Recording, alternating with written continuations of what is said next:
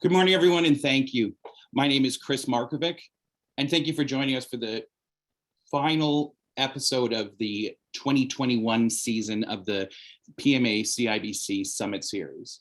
Before we get started, I will state the land acknowledgement like we always do. As a Toronto-based organization, we acknowledge the land we are meeting on virtually is the traditional territory of many nations, including the Mississaugas of the Credit, the Anishinaabe, the Chippewa, the Haudenosaunee, and the Wendat peoples, and is now home to many diverse First Nations, Inuit, and Métis. We acknowledge that Toronto is covered by Treaty 13 with the Mississaugas of the Credit. We are all treaty people.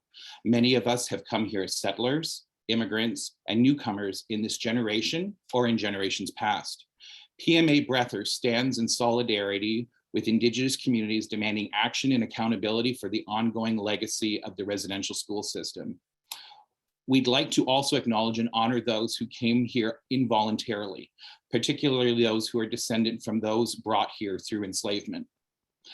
To better understand the meaning behind this land acknowledgement, I encourage you to learn more about the traditional territories where you live, learn, and work. So welcome, my name is Chris Markovic, the CEO of PMA Breather. And on behalf of CIBC, our title sponsor, and our media partner, McEwitt, thank you to our event sponsors, Build, Next Home, SR Law, Next Gen, Orea, Sagan, My Design Studio, Buzz Home, Balcony Bliss, Reliance, and Westmount Protect. We have a very exciting program this morning, and I will now turn it over to Andrew Breather. Thank you. Thank you, Chris. What a great introduction, and we're thrilled to bring you this today. This is, as Chris has already pointed out, the final in our series. Has been a remarkable year and so extremely well attended. We have a very big crowd out here today, and this session will be taped. You'll have an ability recorded and available to you tomorrow. And Chris will highlight that at the end of the session, how you get access to that. We'll also have a luncheon draw from CIBC, very kind contribution from CIBC, which comes up at the end of the program. Well, affordability, supply, a crisis in Toronto. It's been a subject of the federal election campaign. I don't ever remember in my long history in this business of the federal government sticking its nose into housing policy around the issues of affordability. So for the first time, it became a topic that was on everyone's lips through the last election campaign. And we have another one coming up in Ontario in the new year. So it'll be an area that'll be quite significantly targeted. Let me just quickly set the stage on the affordability and supply issues. And then we're going to go to a 2-minute statement from each of our great speakers. I'll introduce them when I come to them. And then we'll move to Q&A, which will give us a sense of real insight, interaction, and probably better understanding of some of the solutions, which is really what we're trying to get at on the affordability supply platform. So here, let's go and have a look at some of the things that are happening in our world that set us apart. Household unaffordability from a company in the US, Demographia, who produces this regularly, semi and annually. Toronto soars to number 5. This is I don't even want to be on this hit parade, but of course, Hong Kong number 1, Vancouver number 2, and you've known those two for a long time.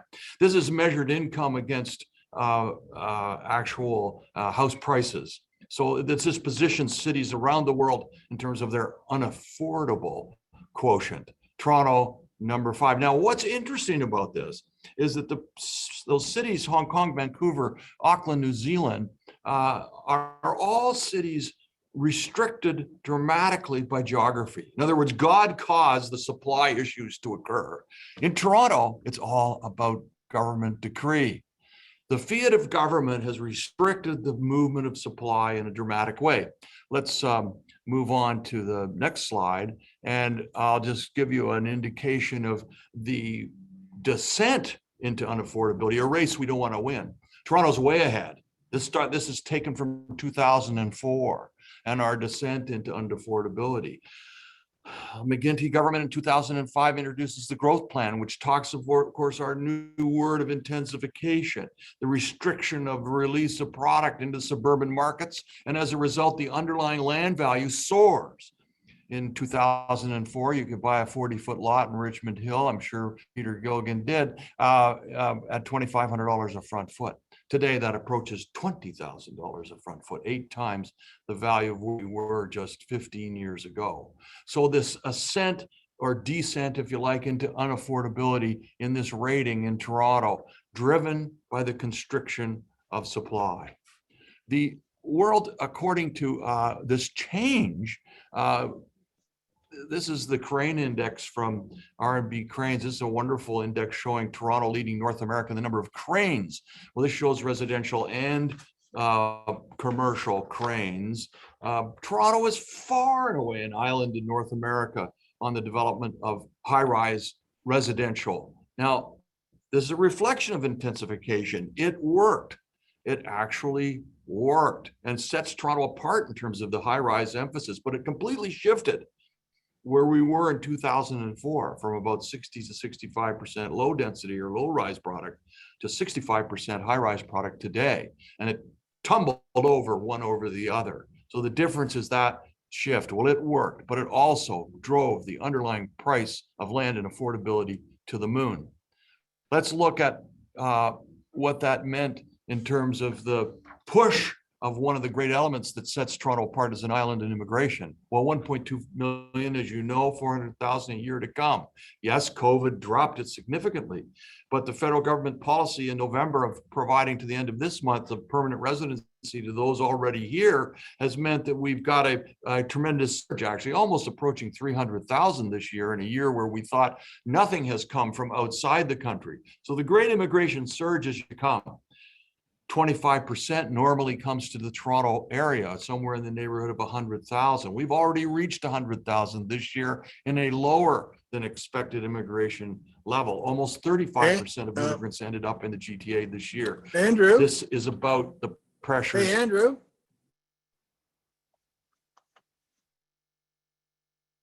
Did that, but that's typical. Who knows the technology here? Here's one of the interesting elements that have occurred within this flow within the GTA. Look at that red segment on there. And this is the outflow of the GTA, 50,000 plus that move out of the city. Well, this is part of the COVID response and some of the phenomenon of work from home. This had traditionally been in the 15 to 17,000 range. So 50,000 in 1 year is quite remarkable, providing a push to small town Ontario that they've never experienced before, all putting pressure on affordability in those markets. Well, what's the story of household income? Tremendous growth from 2016 to now, almost 20%. So one goes, well, there we go, pretty good, and high savings from COVID surge. But house prices in that same period are up 58%. There's no way that household incomes could keep up. And with this surge of demand that came out of COVID, the I'm out of here, I want something different, you've had this push on demand and an underlying inflationary spiral.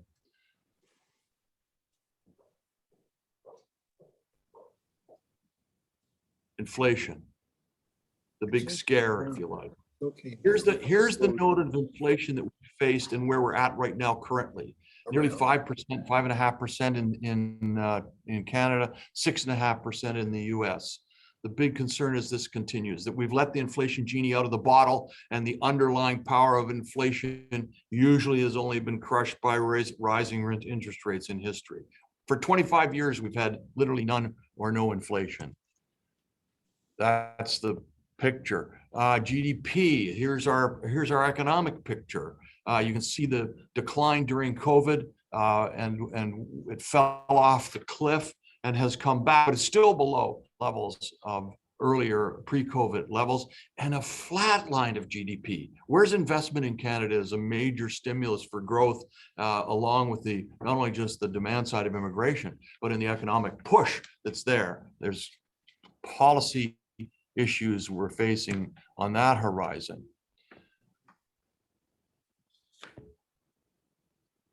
I'm trying to get that to enlarge for you. Employment. Well, I've never sold a house to the unemployed, although we've tried. There's no question we've tried. 92% employment during the COVID period. Yes, it gets slaughtered on the service side of our world, but generally you had a huge employment base, and that's continuing to subside. In fact, running now at 6.5%. Free money was the part of the reason for this change. And we've been in a period of such low interest rates for such a long period. Now, underlying this is a 0.5 point movement from the banks that hasn't been reflected in the Bank of Canada yet. So that's yet to come. And one of the great concerns going forward is this movement of interest rate and how that affects affordability.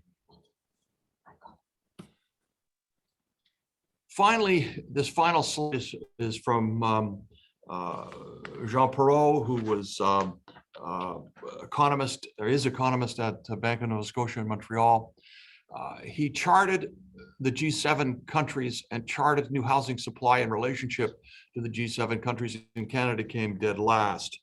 Canada showed a shortfall of 1.8 million units on a per capita basis of ownership and rental housing. 1.8 million unit shortfall. We are so far behind in our production side, it's just quite almost staggeringly unbelievable. We produce 200,000 units a year in Canada. That would have to mean we would have to produce double, 400,000 units a year, only to break even, to come up and catch up with supply. So let me begin, having ended the conversation there, or maybe set the stage. Let me begin with our speakers. I'm going to introduce to you the fabulous David Wilkes, President and CEO of Build. He's fundamental part of the development industry for a long, long time. He's been running this organization in a tremendous and powerful way. He is, without question, comes out of the retail business and finance, which gives him a tremendous understanding. David, I'm going to let you start off with a kind of 2-minute opening statement of this issue of affordability supply, and away we go. Andy and others, thank you very much. Andy and others at PMA, thank you very much for the invitation. It's really an honor to join Peter and Tim on the panel. You know, Andy, you almost said it all. And let me summarize from our perspective. We have seen a changing in the narrative. There is a recognition, and you heard it from the federal government, you've heard it consistently from the provincial government, and we're seeing it more from municipal governments across the GTA. This is a man-made crisis. And the things about man-made crisis is that we have the ability to solve them. So it really is about supply. Our latest numbers continue to show strong sales within the GTA, both for low rise and high rise, approaching another record year. Inventories are low, tremendously low. On the low rise side, probably down to a month of sales, which is just not sustainable. We went into the pandemic with supplies being constrained, and the pandemic has only amplified that concern. So if I may quote James Carville, a presidential advisor to Bill Clinton down in the US, when he said, "It's about the economy, stupid," rather famously and perhaps not respectfully, I would amend that quote to say it's about supply, and I'll leave the stupid off. But really, that's the challenge. And from a Build perspective, what we're looking to do is bring the conversation around to solutions. And I really believe there's 3 fundamental things that we can do to solve this problem. Speed up approvals. 10 to 11 years is becoming a goal rather than the exception. I'm sure Peter will share stories where it takes much longer. The percent of government fees and taxes that account for the cost of a new home, approaching 25%. With inclusionary zoning, the way the city of Toronto has structured it, it's going to be higher into those low 30s. We really got to get a handle on what growth should pay for and what society should pay for overall. And we need to designate land earlier for growth as well and build the infrastructure to support it. Because there's one inescapable fact, Andy, and I'm going to end with this. We're going to have 13.5 million people living in the GTA by 2041. We don't have the supply to house those now. So the overall affordability challenge will only get greater. I noticed that, thank you, David. I noticed Benjamin Tall, CIBC economist, said, "You think prices are high now, hold on to your hat." In other words, even with the projections of rising interest rates, that just is so seriously constricted supply. There is just no question we're going to see that in front of us. Let me introduce to you Tim Hudak, CEO of AREA in 2016. You may remember Tim in 22 years of an outstanding political career with the province, and was leader of the PC party for 5 years. He's brought AREA into a very high profile position, much greater profile than they have had for many, many years. They've just produced a fabulous paper on bringing affordability home. Please welcome Tim Hudak for his opening statement. Thank you, Tim. Well, thanks so much, Andy. I really appreciate the kind words. Let me just say off the top, I was really excited when you reached out to me to be part of the panel. I think Dave Wilkes has been knocking out of the park at Build. He's really helped to move the momentum towards more supply, and he laid out some really strong arguments. And Peter Gilligan's just a superstar, and I'm thrilled to be on the panel with him. Peter, you were really helpful to me in my old days as PC leader, advice on these issues, and your generosity is incredible. My daughter spent too much time with sick kids, and your generosity and one of many projects there with the research tower is deeply appreciated. And Andy, we tried getting Premier Ford to come on to do a bit of a surprise visit for this great audience. His schedule didn't allow it today, but he wanted to pass on to you how much he appreciates your advice. You're seen as a top guy in knowledge and advice back to the province, and you were in that for me as well in my old job as PC leader, so thank you. Look, I won't repeat what Dave said, we'll get into more details, but I agree the top three issues when it comes to housing affordability, number one is supply, number two is supply, and the third one, no surprise, is supply. We'll talk through how we can actually get that problem solved, and I'll add some perspective with both of my hats on as CEO for Ontario's 85,000 realtors, and the political hat of what I think is in the realm of political possibility. Here's two things I'll add to what Dave Wilkes said. Number one, there are some signs of optimism. The starts in 2020 were 81,000 homes, and I believe it's an 18% increase we're looking at for 2021. So some of the changes the province made that we have advocated for are kicking in. No doubt as well that the issue of supply now is very strong in the overall consideration of politicians, decision makers, and the media. So there's why I'm feeling a bit optimistic. Here's the downside. This is going to surprise you, Andy, but sometimes politicians do stupid things. Sometimes people think because they maybe bought one or two homes in their life, they know everything and don't mind pulling a string here and don't care what happens down the road. I am so worried that there's such an intense spotlight right now on the supply issue that too many decision makers will take the easy road and try to tamp down demand. Will intervene in the marketplace by blowing up the offer model, for example, banning any kind of foreign investment, really trying to manipulate the market. There's an opening as we head towards provincial election where housing, I predict, will be the dominant issue on affordability. So we need to make decision makers and all parties focused on increasing supply, helping keep that Canadian dream of homeownership alive, and not doing disruptive things that will actually set us backwards. I just turned 54 a couple of days ago. Maybe I've passed official into middle age and grumpiness, but I do worry that it's going to go in the wrong direction for us. So redouble our efforts. And I do worry, as you said, inflation genie is out of the bottle, which can wreak havoc with market stability and decisions by politicians. We'll more on that later. Thanks, Andy. Thank you, Tim. That could be the quote of the season. The politicians sometimes do stupid things. That's a beauty. Yeah, watch for the demand curve side, which is the easy one for politicians to get at and what they generally focus upon. And of course, we don't need any more stimulus on the demand side. So our final speaker in this illustrious panel, none other than Peter Gilligan, founder of Mattamy Homes and CEO of Mattamy Asset Management. Peter's career has been absolutely remarkable. He started as a custom home builder in Oakville, and from a couple of houses a year in custom housing to now providing over 1,000 families in North America with new homes on an annual basis. It's just a remarkable trajectory. His sense of both the Canadian and American markets will be a special contribution, I think, today, and how we might view those two.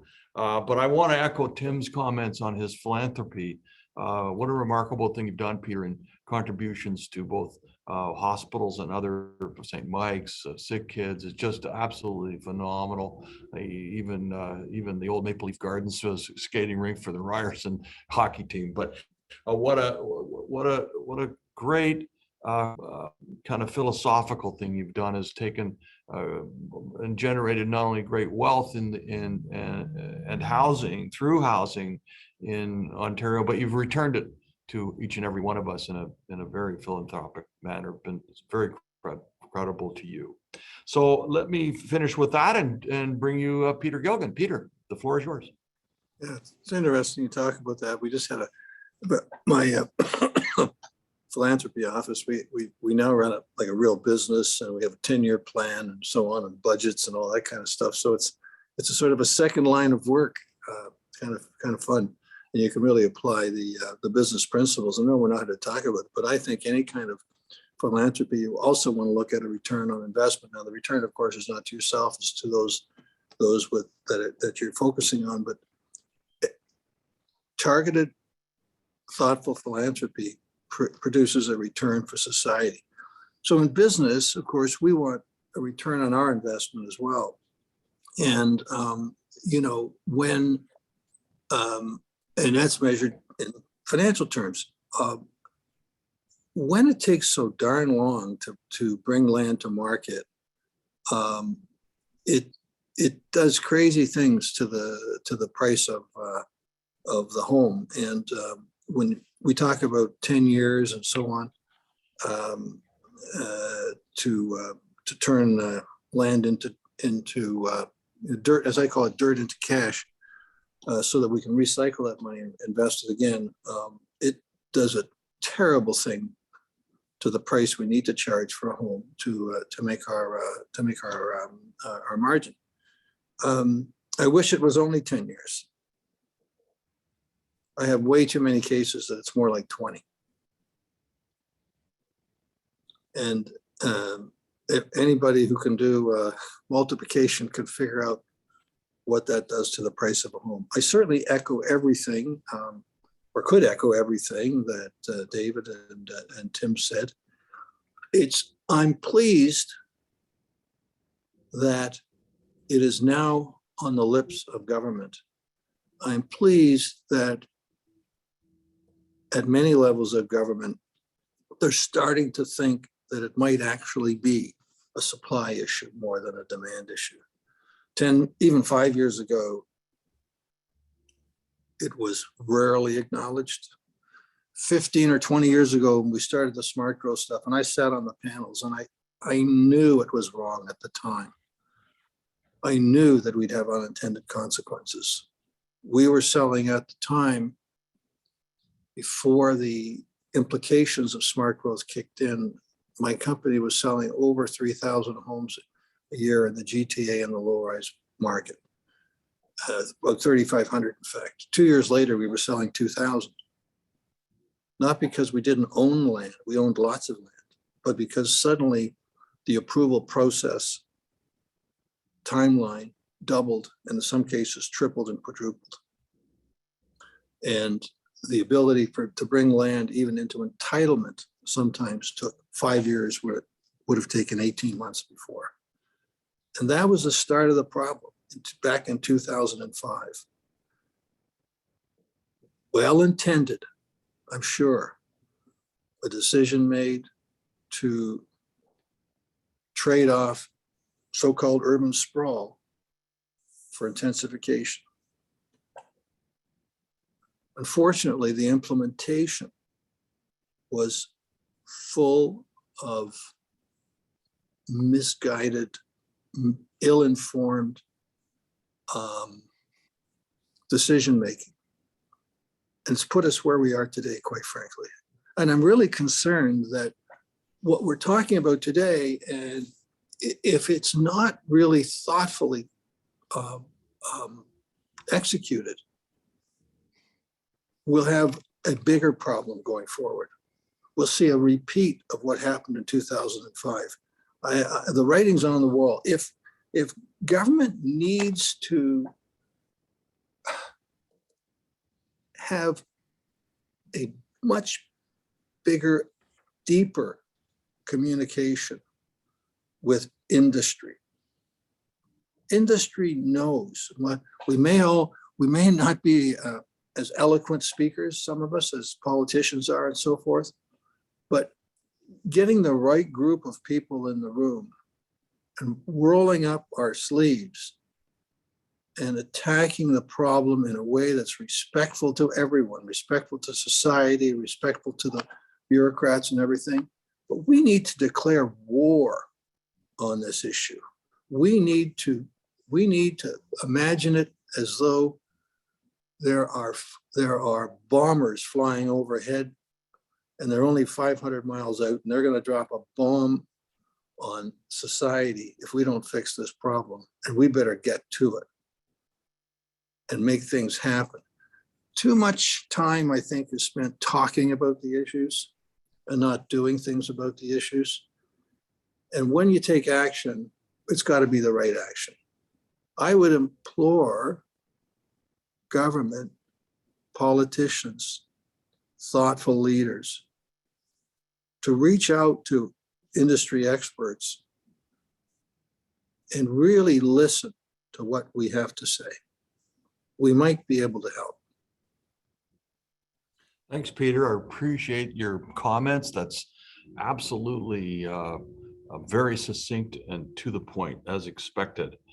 Let's begin. Let's jump into some Q&A, and I'm just going to stick with that theme of really the growth plan from 2005, and now a very pro-growth government, or at least supportive of the housing industry greater than we've ever had in the Ford government, who sets out their own growth plan, but at the same time with intensification requirements around transit nodes. And last week, the City of Toronto planners come out with a statement that, well, we're going to reduce the target densities for certain specific areas. We don't agree with where the province is headed on the intensifications at some transit nodes, and actually reduce the density levels. It's just so incongruent. Can I just throw this question back to you, Peter? How do we get municipalities and province, who are a child of the province, on the same page? So it's even a bit worse than that, because you layer inclusionary zoning on top of that. And inclusionary zoning, for inclusionary zoning to actually work and for it to not be a further tax on the general population trying to buy a house, you need to increase density, not reduce density. You can't push a building down 10 stories and ask for inclusionary zoning. You need to push the building up 10 stories to make inclusionary zoning a viable alternative. So it's the implementation that's wrong. Some municipalities, for example, are using the parkland issue, the cash in lieu issue, as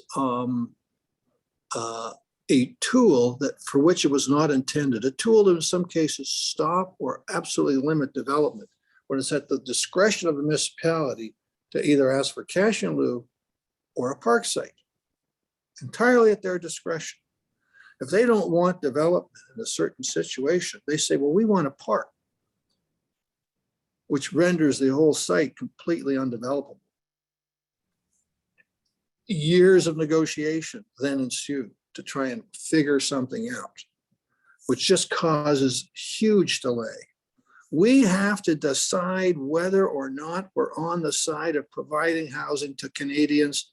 It used to be that if you had a job, you could probably buy a house. If you had a decent job. Now, if a couple's got a job, they probably can't buy a house. That's just wrong.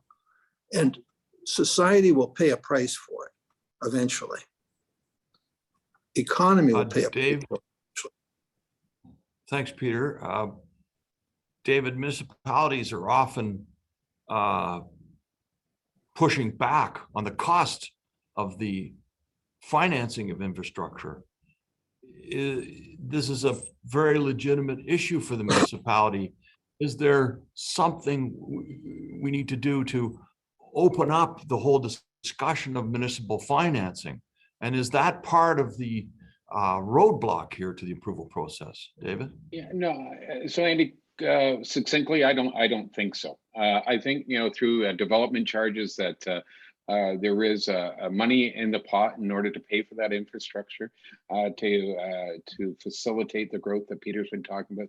We just did a study recently looking at the reserves the GTA municipalities have for DC's parkland in the City of Toronto, Section 37, and there's $5 billion sitting in the bank that is really meant to be spent to facilitate the growth that we've all agreed is needed.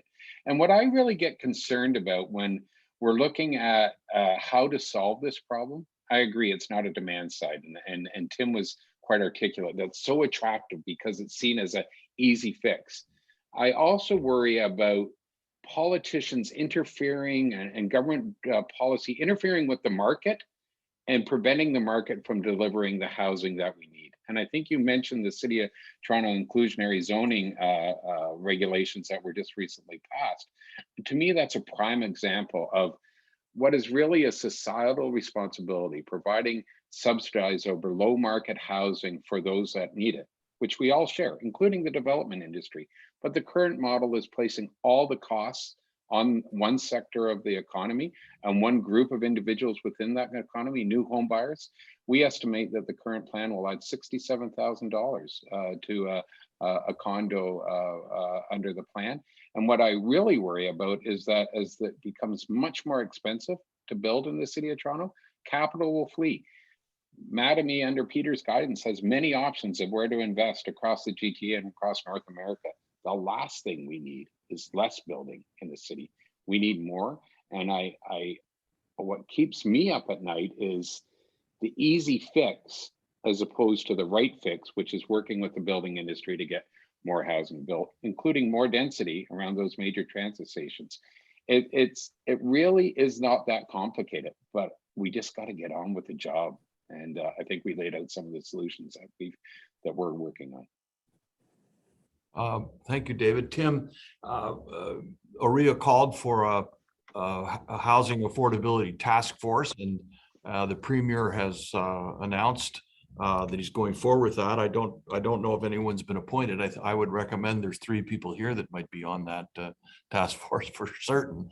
I read in your Bringing Affordability Home what I thought was a really interesting solution in what you called exclusionary zoning. We'll come back to inclusionary zoning in a minute, but tell us about, well, what's your reaction to that task force, and are you on it? And 2, what about exclusionary zoning? What does that mean? Thanks, Andy. So yeah, we called for the task force, and hopefully they'll move quickly. It's interesting talking to the Municipal Affairs and Housing Minister and the Finance Minister. They're very impressed by how much publicity that got. It really is one of the things that penetrated from what tends to be in the fall economic statement, not really newsworthy outside of lobbyists and editorialists. So that shows how much people are focused on housing affordability and helping people get the keys to a new home or a move-up home. I anticipate that will be a tight panel. I don't think it'll be a broad-based, usual government, every stakeholder around the table to hold hands and saying kumbaya. I think they're very serious. My expectation is it'll be a pretty tight timeline once the gun goes off.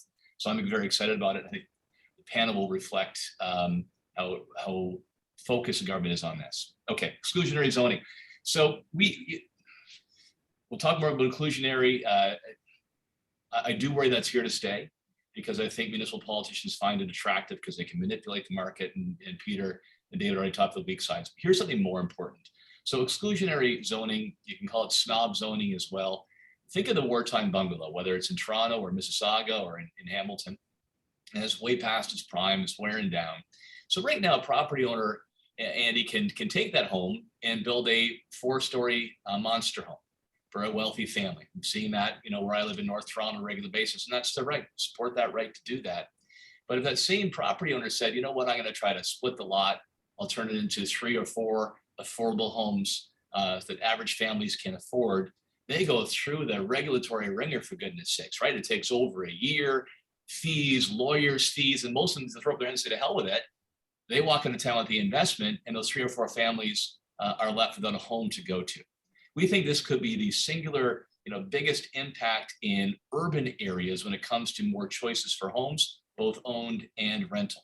We don't advise that's going to every neighborhood and every part of the province, but surely to goodness within 500 meters or a kilometer of a major transit station next to existing density, level the playing field. Let that property decide whether they do a larger home or they give more options for people on affordable homes. I will tell you that's had a very good response across the board and from all 4 major political parties. I'm optimistic about this. My last comment on this whole municipal issue is watch Hamilton. So in Hamilton, the city of Hamilton has gone very cautious on their growth plan. They don't want to move the urban boundary. And Minister Clark has shown some backbone on this by pushing back in city. We haven't seen that in a long time, right? Municipal politicians kick it down the road. They don't make the tough calls. The province throws up its hand and says, well, then we'll add another 10 years onto the plan. So there's actually a bit of a showdown happening there. Toronto, very high profile. Premier Ford wants to get along well with the mayor Tory, but at least in Hamilton, you're seeing what I think is advisable. You need carrots, but you also need sticks to force municipalities to welcome new homes, new buildings people can afford. The municipalities are a child of the province. They are a creation of the province, and the province needs to have that leadership. And Minister Clark has done that through his ministerial orders from time to time, which is the first time we've actually seen that being used, much to their accommodation. In the case of exclusionary zoning, I only think of communities like brings to mind Rosedale. Here's one of the most desirable neighborhoods in Canada, probably in North America, to live. And Rosedale over time is a mixture of over 150 years of change that started with large, massive mansion housing that later gets changed to boarding houses, later to apartments, back to single family housing. And as you walk the streets of Rosedale, one of the most desirable, most expensive areas of the city, you've got this incredible housing mix from 4-story apartments to still massive mansions that are carved into 5 or 6 units to right next door, the single family house. So it can be done. It has been done. We've proven it that it can be done. I think it's got some legs. Hamilton also, by the way, just as a sidebar, just recently opened up zoning for commercial strip plazas to allow them to change and increase zoning, open the zoning applications so that they could proceed quicker on existing strip malls to convert to residential, or both commercial and residential. I thought that was very leading edge from a Hamilton perspective. And Andy, can I add one more thing on the point you made? I mean, you're right, NIMBY Force is the one that grind these to a halt. But Dave can correct me if I'm wrong, but I believe in the construct of the city of Toronto, the sort of as of right ability to go up to 4 stories or four homes on a property is in the old city of Toronto. When we brought the city of Toronto together, the 6 different municipalities, it's not allowed in the other 5.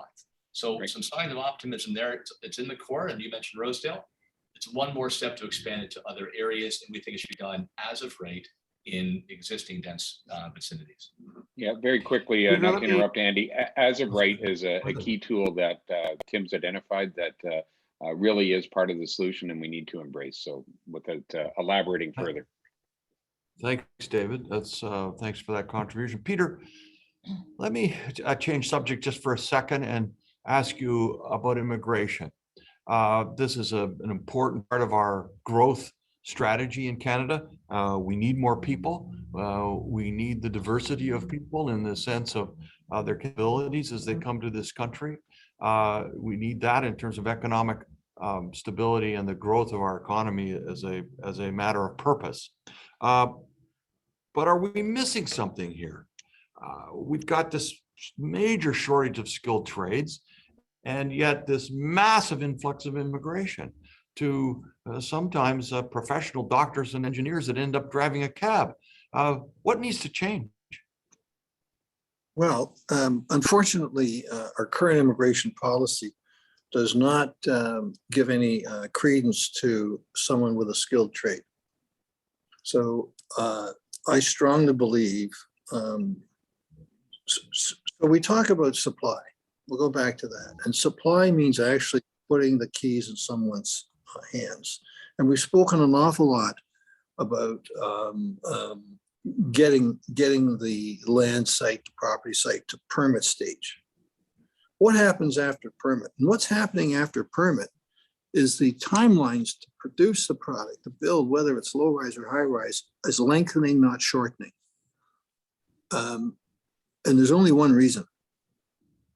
We don't have enough tradespeople, and the ones we have, by every account, on average, there's lots of exceptions, but on average, don't have the same skill level and experience as we did a generation or two ago. And there's two possible solutions. One is trade schools. We've tried that. It works marginally. I personally tried it in my company 10 or 15 years ago. We were running programs from at one point up to 20 or 30 high schools. Marginal results. Immigration that gives a lot of points to skilled trades will, in a fairly short period of time, attract a qualified workforce to reinforce what we have now and to speed up the production of homes. That'll not only get the homes into people's hands more quickly, but it will reduce the developers, builders' costs of producing those homes, because time is money. We need to change that immigration policy. I found it fascinating when I quickly reviewed the point system. That is a skilled trade, it's 67 points to qualify. If you're a professional, you immediately are in the realm of 600 points. In other words, if you're a doctor, a lawyer, a merchant thief, the big number, and a very small number for skilled trade. Within that skilled trade category, interestingly enough, if you were fluently bilingual in the two official languages, French and English, you got 28 points. But if you were only singularly in English or French only, the number of points are reduced dramatically. So it's a real kind of skewered system that we have. Well, so that's so you not catering to that individual. So that's so you can curse at your fellow worker in two languages. Well, everybody knows that anyway. Yeah. We all learn this. We all know the swear words in 6 languages. That doesn't get the house built. That doesn't get the houses built. Right. Very interesting. Let's go back to inclusionary zoning. I was looking at communities, Seattle, Portland, Boston, several that have succeeded and several that failed. Seattle, Portland come to mind that failed. And they failed because there was no incentive either in tax or relief of, let's say, a development charge, or there was no incentive to increase density. And in fact, the development industry left town, just literally left town. And so there was no affordable housing. It just didn't work. In Boston, they incentivized to levels of both density and tax relief, and it has worked. And they've actually produced what their targets were affordable housing. Is that the cornerstone of where we are? And we don't see any of that right now in the City of Toronto's inclusionary bylaw. Comment on that, Peter? Government has to work with the industry. We have to have a real open door, open dialogue, communication as to what will really work. Or we'll just end up with another unintended consequence, another failed initiative, a lot of talk, a lot of hand wringing, a lot of finger pointing, and we don't solve the problem. I think everyone is on board with addressing the problem, breaking it down into its component pieces. Affordable housing, there's a difference between affordable housing and an affordable home. An affordable home addresses the needs of the great middle, the 90%. Affordable housing is another issue, and it has to be thought about and spoken about differently. That is, as David pointed out earlier, a societal issue. And we have to bring a broader perspective. We can't legislate it. It's been tried, as you said, many times before. It's never, ever worked. We have to work together. We have to work together in an open, honest communication to make it happen. No one, and no one would, Sorry, no, go I, ahead. but, and in my, whether it's in my business life or my philanthropy life,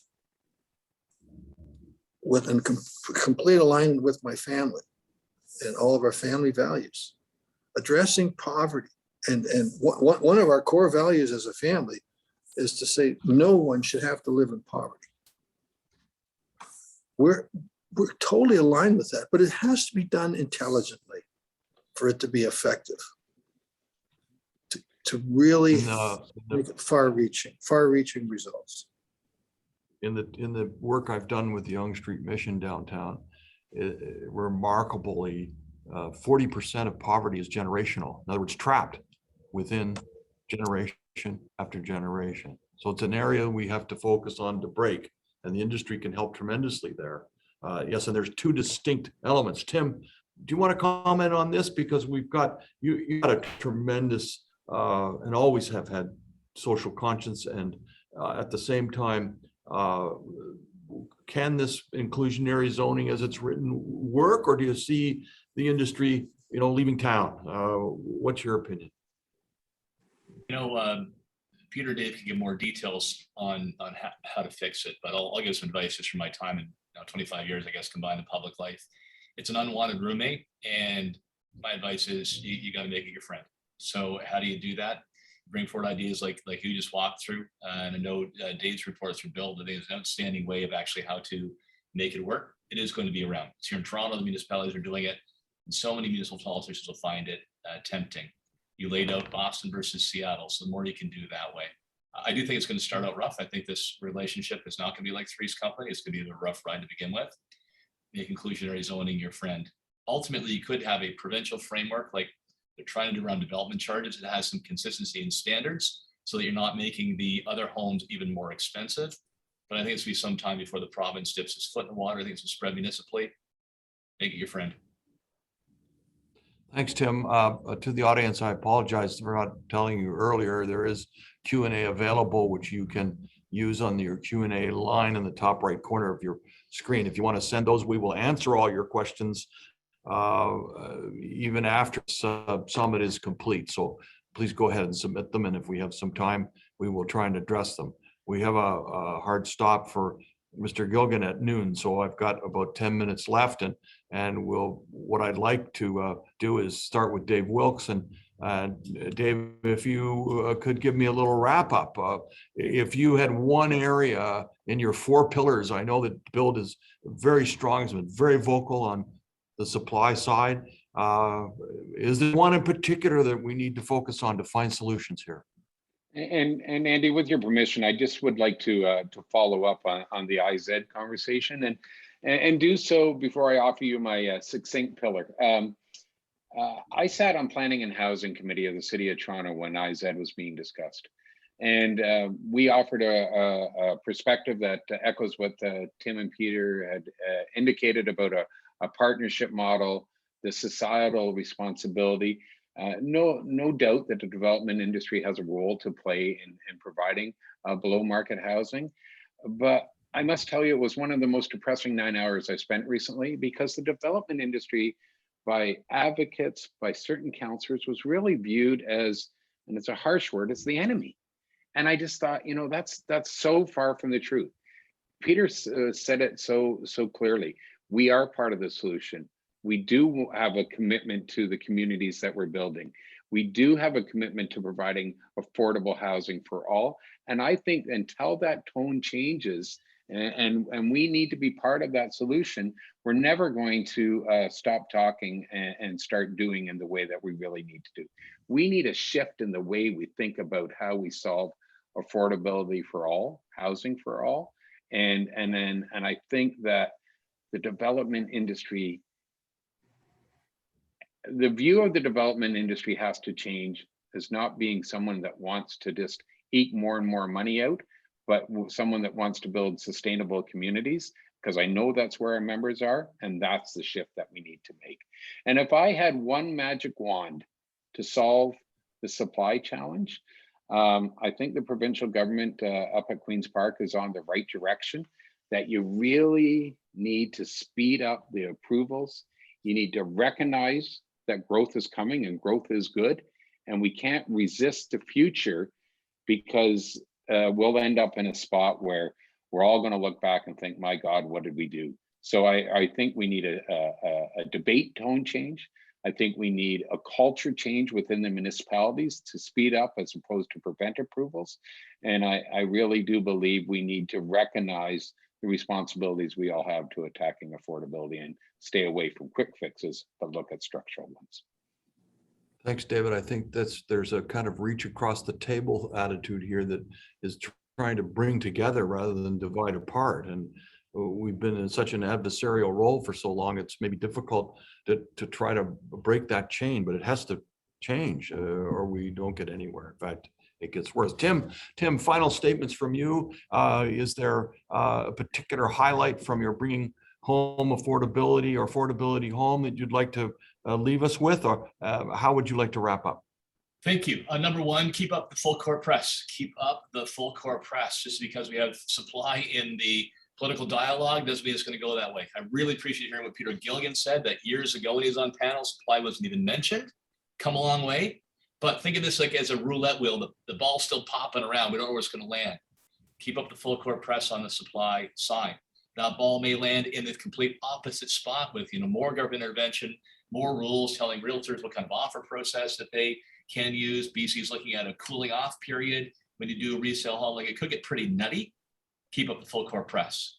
Thanks for mentioning Bring Affordability Home. If the viewers want to go to it, bringaffordabilityhome.com. Ontario Realtors lay out how we can actually create that next generation of Canadian homeowners. You can check off boxes you like, and by your postal code, we know who your MPP is. So you can send him or her a message directly through social or through email. Bringaffordabilityhome.com. Top three in that, Andy. We talked about exclusionary zoning already. Conversion of excess commercial and government real estate to housing, I think, has tremendous potential. You mentioned Hamilton is working elsewhere. Number two, the province does need sticks and carrots. Yep, reward growth. When you do that big list of infrastructure funding that comes in every budget predictably, put to the top of the list municipalities for their water, sewer, transit projects, those that are actually building homes for middle-class families and not resisting them. And you have to use MZOs and some things we talked about earlier. There's bad behavior by municipalities are not part of the overall game. You've got to have some sticks in your repertoire. And third, just keep building infrastructure. I'm excited about what I'm seeing on the major subway and transit projects happening in the GTA. Talk of the new highway. But Andy, when you build those things, get the pre-zoning done as part of that deal. Like, it's crazy along Danforth line. You can only build up 2 stories. Don't make that mistake again. It should be part and parcel. New homes, new businesses along those transit networks. Thank you. Thanks, Tim. Some very, very good points within that. Hopefully you're on that housing task force. I'll lobby for it. Let me wrap up with Peter Gilligan. And Peter, your final statements. Well, we all live in a great country, a terrific country. The fact that there's 400,000 immigrants want to come here a year speaks to that. What built this country? Was it socialism or was it entrepreneurism? Clearly it was entrepreneurism. Just ask Cuba what works. It's time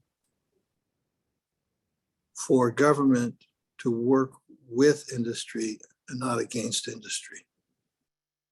It's time for government to take industry experts, well-meaning, well-intentioned, and I'm not saying we all are, but there is a great group within industry that is well-intentioned.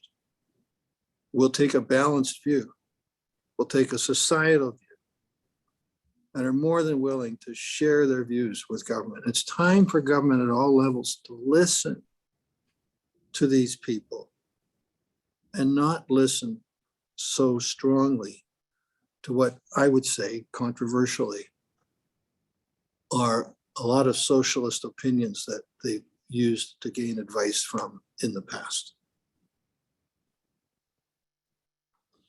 Peter, great remarks. I can't help but reinforce the very special nature of being a Canadian and having been blessed with the opportunity to make my living here in this great city and other cities across Canada. I kiss the ground every time I come home. And I think it's partly why we care so much about what we've delivered as an industry within this community. We are community builders. And as a result, the care and understanding and appreciation of that is absolutely almost sacrosanct. It's built into our DNA. And I believe as individuals, not only have you shown that, and David and Tim in their own specific areas of giving back to a community has been very, very powerful. And how we bridge this gap between our political constituencies is really, really important. And the intent is there. Now we have to find the route to action. And I believe that we found some of that today. We've been able to touch on some key points. I know I didn't even get to blind bidding with Tim. That'll be a subject probably for another day and a whole session, since the federal government is the one that's making a big noise about it without any jurisdiction. So that's interesting. The federal government also creating a Minister of Housing where they're look to build 1.2 million houses. So that's kind of an interesting whole new dichotomy within our world. So one to watch for as we go forward. And then, of course, the great underlying monster of inflation. And do we expect that to be one of the things that we have to deal with in a major way as we go forward? Most of those in our community here have not dealt with inflationary spirals for over 30 years. And we've been in a free money category for a long, long time. And we're about to experience rising rates and inflationary pressures like we've never had before. So how we react to that will be very interesting. Thank you so much to each one of the panel. We will remain on here as I turn on. I know Peter has to go. If David and Tim wouldn't mind to stay on for a few moments. We do have several questions from the audience, and we'll try to deal with those. And if they're specific to Mr. Gilligan, we'll fire them off to him later for an answer. Chris, Andy, Andy, I have a couple of minutes if there's any specific question that's specifically addressed to me. I'd love to take it. Okay, great. Does Chris have those questions? I do. I'm going do. to turn it over to Chris. Thank you, everyone. Thanks, Peter. So a question coming in from Murtaza Haider, who I understand is from the Ryerson School of Real Estate Management. Question is, Canadians have 10 times more land per capita than Americans. How have Canadians become land poor? Well, first of all, a lot of our land is not particularly suitable for living in. It's too damn cold. And 90% of our population is within 200 miles of the border. So we have to look at that. We also have to look at where businesses are. Businesses across Canada tend to be really more concentrated in large urban areas. We do half of our building in the United States, and business is much more dispersed there. And people are going to go where the jobs are. So it's the mathematics isn't quite as simple as the square miles per person. And Chris, could I add to what Peter just said, which I completely agree with, but it's also designating the land for growth. So even if it is in those urban areas, so it's concentrated, even if it's not freezing cold. The other part of it is that back to the man-made crisis that we talked about at the top of the webinar, there's a responsibility to identify where growth should be. There's a responsibility to put the infrastructure there to support that. And Tim had mentioned the highways, and I'll talk about the Upper York sewage solution. Those types of investments need to be made so that the land that is available can be built on to facilitate the population that we are. That's exactly correct, David. And when I look at, for example, we build as many homes in the state of Florida as we do in the province of Ontario. And when I look at the approval process, now, by the way, my folks doing it in Florida think it's atrocious. But as compared with Ontario, it's much more cooperative and collaborative. It's much more willing to facilitate. Yes, you need to go through 30 processes, Yes, you need to get all the environmental and social approvals and transportation approvals and traffic approvals and all that, but they move it along. They move it along. Very different than what we have here. We have a part two to that first question from the same audience member. And I'll leave it to the panel. Land near transit nodes is more expensive. Densification near transit nodes may help improve transit mode shares, but it will not result in providing affordable or less expensive homes, because the land that it is being built on, is relatively more expensive. Thoughts on that one? I think the solutions were identified in the question, that if it is expensive land, you have to use it to its highest and best capability, harking back to my geography days. So densification will help spread those costs of that land. And so I do really believe that the opportunity you have with the major transit station areas, both within the city and elsewhere like Burlington, is to take advantage of that public investment and leverage it to the greatest possible extent. So in a very interesting way, the question identified the solution as well, that the spreading of the cost. And the more you permit density, the more development charges you generate, which pays for more infrastructure. It's a self-fulfilling prophecy. It's defeating to push zoning down on transit nodes. It defeats the purpose of intensification. It defeats the utility of the infrastructure investment, the utilization of the infrastructure investment. It's and it wrong. allows, and Peter, it would allow spreading of those below market. I don't want to call them affordable, because I think we have a much broader definition of affordability to be spread across a larger footprint as well. So I think there's a density is. I think there's two solutions to a below market. Density is one. We've seen it in Vancouver. We saw it in Boston, but also the avoidance of municipal-based costs like parkland and DCs. I'm gonna actually maybe stick with you, Dave. Peter, thank you. Thank you, and bye for now. Thanks, Peter. Cheers. So Dave, Tim, how do we better educate this is a question coming from Wayne Carl, and I'm going to blend it with a comment and question coming from Craig Marshall in the audience. How do we better educate the public as well as government? So much of what the province does is in response to public opinion.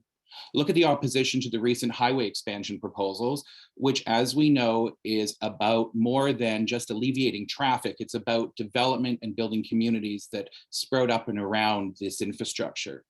It seems we're also fighting lack of understanding among members of the public. Well, I think Tim nailed it. And if I may give you credit, Tim, 5 years ago, we saw a shift in the debate around supply being the solution. Tim also said, and I completely concur and agree, now is the time not to let the effort go. You know, we have 13.5 million people coming by 2041. We need to continue to educate. We need to be always on. And I think that part of the responsibility we have as an industry is to be always on in a positive and informative way and a factual way. A lot of the opposition that we see on things like highways, for example, is related into a misunderstanding of the environmental impact that building has. There's a lot of good, a lot of positive things that comes with to their environmental footprint. We have a responsibility as an industry to educate around that. We have a responsibility to build the right type of housing mix and understand where the critique is coming from. And the critique is coming from simply an affordability issue. So we also need to have a responsibility to demonstrate why supply is the answer. So I concur with my friends Craig and Wayne, but I also think that now is not the time to do anything but to amp up our game even more, as Tim commented. Tim, I'm sure you and I are completely aligned on this one. The more, the better. For sure, and you're doing a great job there, Dave. It's great to partner with you in Build, and thanks for the kind words. Yeah, I mean, this is not easy, but I will say that you should have a sense of optimism on the communication front, because you are tapping in when you talk about motive, when you can make home ownership sing, when you can pull on the heartstrings, you can go a long way in this issue. And I think that's how we've been successful in changing the dialogue these last number of years. It's tremendously motivating to millennials who are frustrated because they're doing everything they were told to do. They played by the rules. They got their education. They got a good job. They worked their tails off. They saved bucks, and they can't find a home to save their lives. Baby's on the way, right? There's a lot of sympathy in that. And then, of course, the parents who love their kids dearly want them out of the basement and a place of their own. Big audience. We did a campaign a couple of years ago in the run of the 2018 election called Keep the Dream Alive. And we really tapped into that quite well because we showed a young family, the wife was expecting, they go into a home, they visualize where the crib is going to be, a playground in the backyard. It was just pull the heartstrings. And it was through the roof in the response we got. And we moved those people then to contact their candidates of all four parties to say, you got to do something about this. And it worked because each party actually had some of our ideas in their platform. So don't underestimate the power of that. I wish, and maybe Andy, for another discussion, we can motivate some YIMBY forces and actually say yes to something in my backyard because it's more jobs, better restaurants, better entertainment in a place that I can own. There's some starters in that area, but we could do a bit better in having YIMBY push back into NIMBY when the rubber hits the road locally. Thanks, Tim. We're having the question Q&A is coming in fast and furious, and I'm mindful of time and everyone here. So I'm seeing a few that, no surprise, is circulating around pricing. And with the Bank of Canada potentially increasing interest rates, what do you think is going to happen to home prices next year and beyond? Andy, I'm going to put this one to you. Where are we going with home pricing? Up and away in the short term. It continues on the current pattern. If inflation is running at 4 and 5%, housing has always followed inflation at 2 to 3 percentage points above. The short and contracted supply of 1 month supply of lower density housing and maybe a 3 month supply of high rise just means certainly over this next year, you're going to see continuing upward pressure on prices and the underlying inflationary pressures of labor and materials just makes that even more succinct over the next little while. Rising rates, interest rates to combat inflation are about to be upon us. The banks have moved 50 basis points. They'll move another 50 probably by February. That's a point change from where we were. And the Bank of Canada hasn't moved yet, but will. So I think we can expect by the end of 2022, at least for certain, 1 point, maybe a 2 point jump in rates. Once I move into that realm, 2 points above where we are, starts to push back severely on affordability and probably pushes back on pricing a little. So let's call it more stabilizing to the market later in 2022. And then it's anybody's guess how severe the inflationary pressure gets. The tougher it gets, the more significant the level of interest rate will be. The more significant the level of interest rate, the more depressing on markets that will become. So we're in for a bit of a bumpy road probably in 2023. But in the shorter term, within this next year, more of the same. Thank you, Andy. I think we're going to wrap. Before we do that, I'm going to draw, as we always do, courtesy of CIBC, for our now famous lunch and learn and lunch in the house certificates. Our first one, congratulations, Vicky Tahim. Vicky will be reaching out to you with those. Can you hold up the box, Chris? I want to see what this is. Is it a house? This is our very own PMA draw box. Is it have a CIBC mortgage on it? No, if it's And got a was it PMA buy now. sold by one of your members, Yeah, though? Oh, for sure. And our second one is congratulations, Kathy Sun from Cameron Stevens. So I'd like to thank everyone. This panel has really ended our season on quite the note. It's timely, given all of the issues that we as an industry are going through as of this week, frankly.